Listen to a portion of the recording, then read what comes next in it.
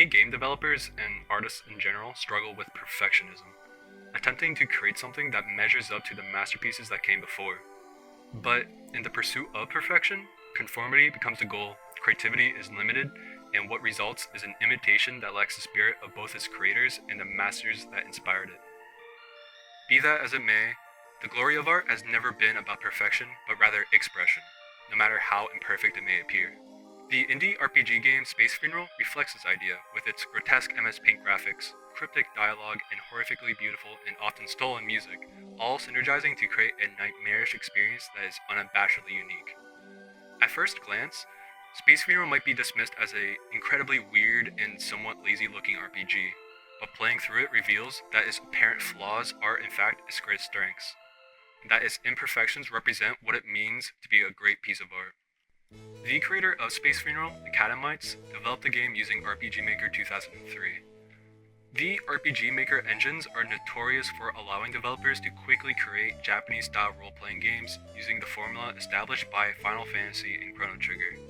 RPG Maker is incredibly accessible, which has led to an influx of amateurish games, many featuring clashing assets, out-of-place music, and strangely executed attempts at storytelling.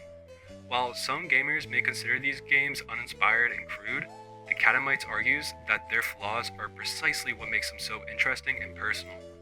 True artistic expression doesn't come from refining an existing formula to perfection, but from challenging norms and embracing human imperfection.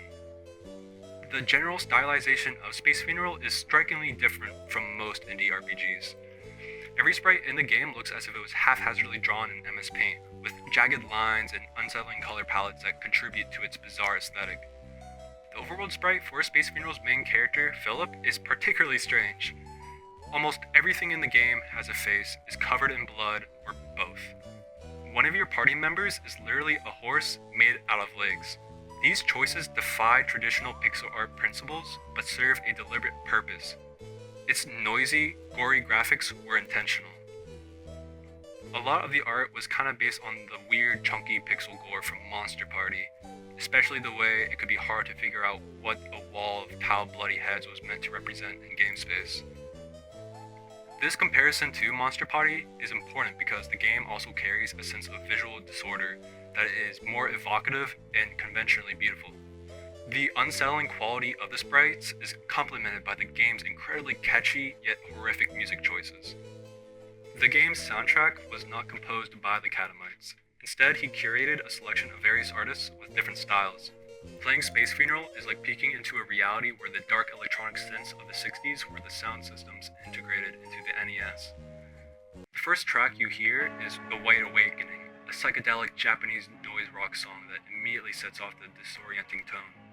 The groovy battle theme is 181 by the BBC Radiophonic Workshop, which darkly contrasts with the grotesque visuals, yet feels strangely fitting.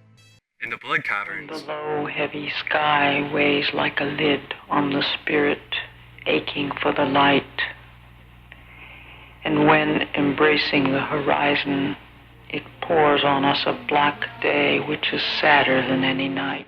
This terrifying track, Spleen, by Ruth White plays, a piece based on a poem from Flowers of Evil by Baudelaire, a poet known for his themes of decay and the grotesque. These choices are not random. They create an atmosphere that is almost alien, disjointed, and deeply immersive. The use of pre-existing unconventional music adds another layer to Space Funeral's rejection of artistic purity, as it cobbles together disparate influences to form a new kind of aesthetic experience. In conjunction with the uncanny amateur graphics, the music replicates the atmosphere of an imperfect nightmare world created by a child. In the game's narrative, however, the world of Space Funeral was not always like this. As you progress through Space Funeral, many characters reveal that something called the Great Change caused the world to become disoriented and chaotic. Your objective in the game is to undo all the corruption that is caused by this Great Change and restore the world to its perfect state. But the only way to do that is by destroying the entity responsible. At the end of your journey, you meet Moon, the being that initiated the Great Change. Moon reveals that when she arrived in this perfect world, she was consumed by insecurity and decided to corrupt all forms. Once you and Leghorst defeat her, it is revealed that this perfect world was literally just default RPG Maker assets. This meta reveal underscores one of the game's core messages: the conflict between artistic idealism and the messiness of true creativity. It becomes clear that Moon represents the Catamites, and artists as a whole, in their struggle with perfection. As he puts it, it wasn't so much about the sprites or art in particular of RPG Maker, so much as a kind of classist way of dealing with that stuff. Which is like the idea that video games reached their peak in the output of a few large companies in the 90s, and ever since, it's all anyone can do to ape those things as closely as possible. This reflects a broader artistic struggle, the fear that everything worth creating has already been perfected and that all that remains is imitation. Though the game carries this overarching theme of dismantling perfection, it ultimately serves as an expression of its creator. There are moments in the game that lack any deeper meaning or purpose at all. You get to pick a steak at a steak farm, each having a unique personality. A genie turns you into a fish just because it's funny. You meet Dracula, of all people, and convince him that he smokes weed. Space Funeral is full of these little moments that leave you wondering, what the hell kind of drugs was this developer on? What is he even trying to accomplish with this game? Is there even a point? In truth, the game isn't trying to accomplish anything beyond being a physical extension of the creator's imagination. And through that, it becomes a great piece of art.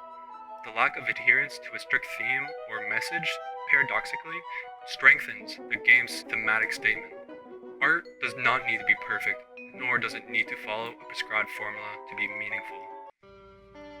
Through and through, Space Funeral is an expression of the Catamites, littered with his art style, music taste, and writing. The game serves as a perfect example of how embracing imperfection can lead to something far greater than polished conformity. Rather than attempting to create a perfect game, the Catamites produced an experience that is raw, unfiltered, and unapologetically personal. Its jagged art, eccentric music, and bizarre narrative choices form a cohesive piece that challenges conventional ideas of what a game should be. By stepping away from the pursuit of perfection, Space Funeral taps into a deeper form of artistic expression, one that speaks to the humanity behind its creation. In doing so, the game proves that sometimes flaws are what makes art truly memorable, and by breaking free from perfectionism, we may discover the true essence of creativity. Motherfucker!